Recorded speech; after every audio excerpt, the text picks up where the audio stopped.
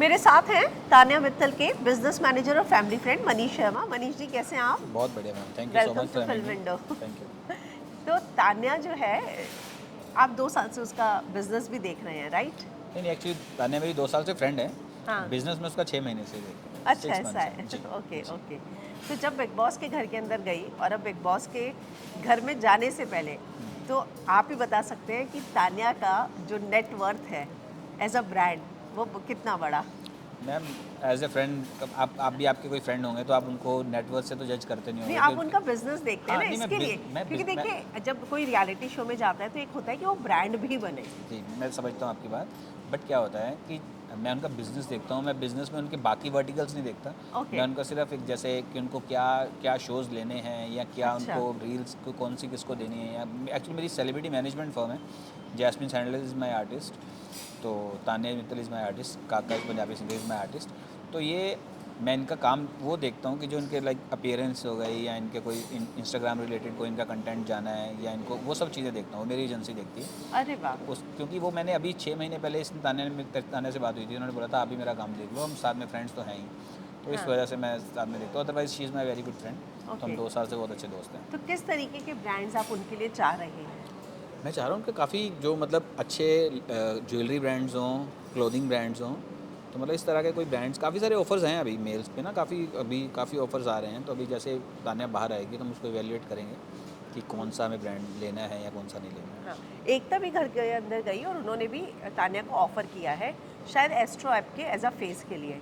तो आपको क्या लगता है कि आप तान्या को, अब जब वो बाहर आएंगी, क्योंकि मैंने देखा है कि वो घर के अंदर इस बात को लेके मैनिफेस्ट करती रहती है कि उन्हें एकता का सीरियल करना है।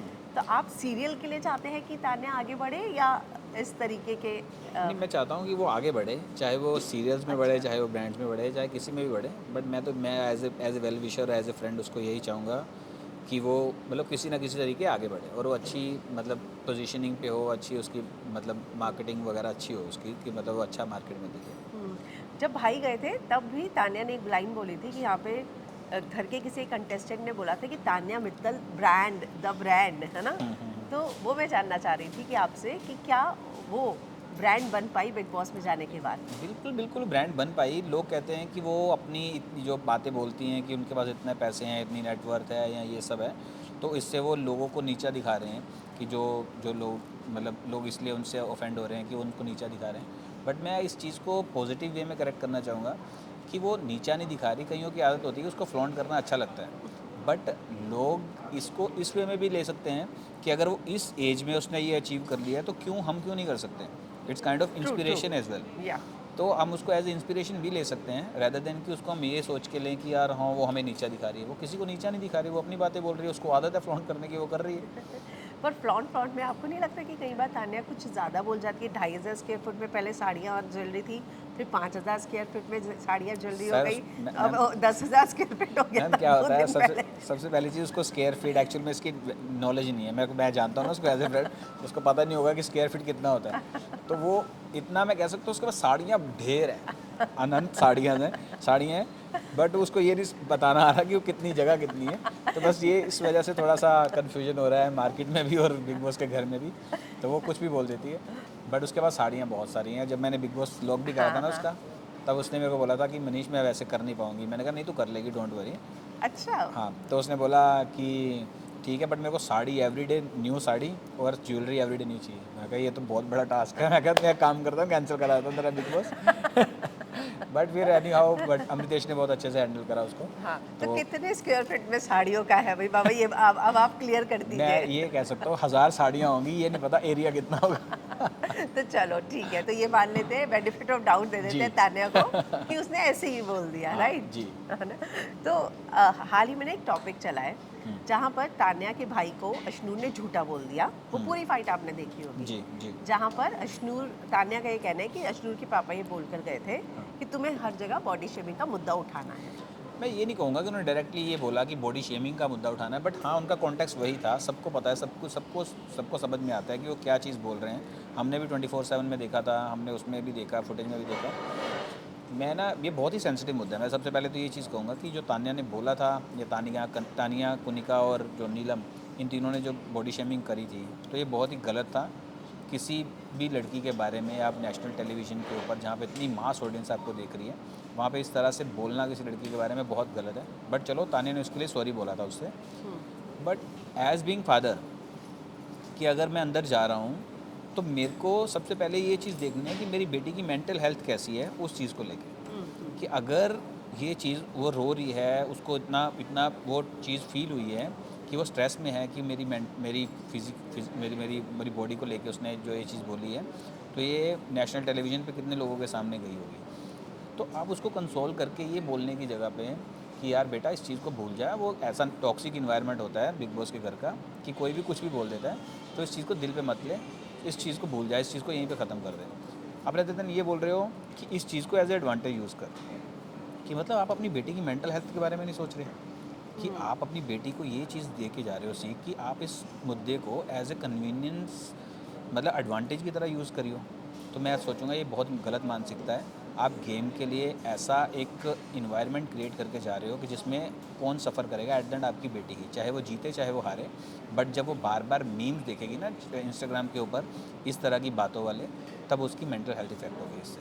तो मुझे लगता है किसी भी पेरेंट्स को, किसी भी गार्डियन को अपने बच्चे को इस तरह से नहीं कभी भी इनकरेज करके जाना चाहिए कि आप उस मुद्दे को उठाओ जो कल को मुद्दा आप टीवी के ऊपर वापस देख ना पाओ। जब तान्या घर के अंदर थी तो तान्या के कैरेक्टर पे भी बहुत सवाल उठे, चाहे अमाल के साथ नाम जोड़ना हो या बाहर एक पर्सन था जिसने तान्या के साथ अपना नाम जोड़ने की कोशिश की। मृदुल ने घर के अंदर जो है एक लड़के के साथ कि मेरा जिक्र हुआ था और उसके साथ जो है उसके मैसेजेस थे, जो भी बातें हुई थी, फैमिली ने किस तरीके से रिएक्ट किया? क्योंकि फैमिली कैसे रिएक्ट करेगी, फैमिली को तो पता है ना। एज बिन चलो फैमिली को नहीं पता होगा, मैं उसका दोस्त हूँ 2 साल से। हाँ, मेरे को तो पर्सनली पता होगा कि वो क्या चीज़ कर रही है, या कौन उसका ऐसा बेस्ट फ्रेंड है, या कौन उसका एज अ बॉयफ्रेंड है, या कौन ऐसा है जो आगे बन सकता है बॉयफ्रेंड। तो मेरे को तो एटलीस्ट पता होगा ना उस चीज़ के बारे में। तो मैं उसको 2 साल से जानता हूँ, ऐसा कोई भी इंसान नहीं था जिसको मैं कह सकूँगी उसका हो सकता है आने वाला फ्यूचर बॉयफ्रेंड हो, या इसका प्रेजेंट बॉयफ्रेंड है, या कोई एक्स बॉयफ्रेंड है, या जो जिनका वो जो जिस बंदे ने भी कोई बोला था, या कोई जो बिग बॉस में घर में आने भी वाला था, मैं भूल गया उसका नाम क्या था, हाँ, बलराज आई थिंक। तो कर्मा हिट्स यू बैक, चाहे अगर वो भगवान का नाम लेती है, लोग अगर कह रहे हैं कि वो राम राम राम राम भी झूठ बोलती हैं, कुछ करती हैं, तो सोचो ना कि अगर कोई लड़का इतना टॉक्सिसिटी में कोई चीज़ें बोल रहा है, तो कर्मा हिट्स यू बैक, वो वापस कहाँ पहुँच गया, वो जेल के अंदर पहुँच गया, उसकी कोई और लड़की सामने आ गई। तो ये मतलब आपको जोया। एट द एंड दिख तो रहा है ना कि मतलब अगर उसका भगवान के अगर अगर उसके प्रति निष्ठा है, प्रेम है, तो वो उसको गाइड भी करते हैं, उसको बचाते भी हैं उन सब चीज़ों नेगेटिविटी से।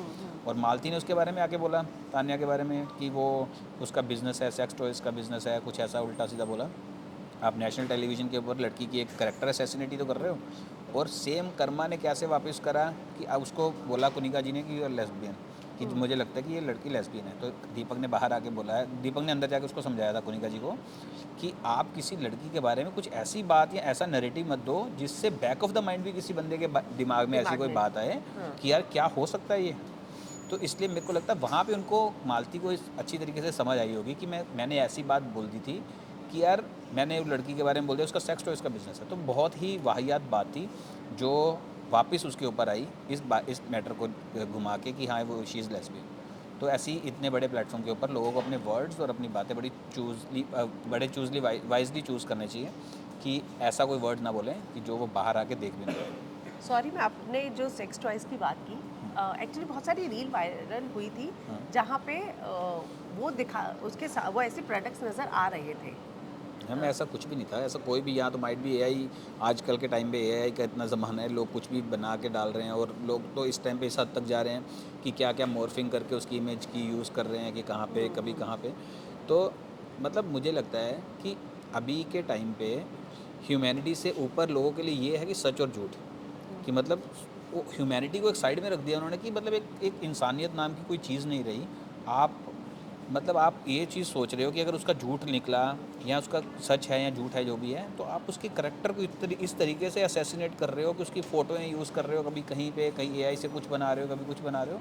तो मुझे लगता है कि बहुत ही इनसेंसिटिव लोग हैं, बहुत ही टॉक्सिक लोग हैं जो इस तरह की हरकतें कर रहे हैं।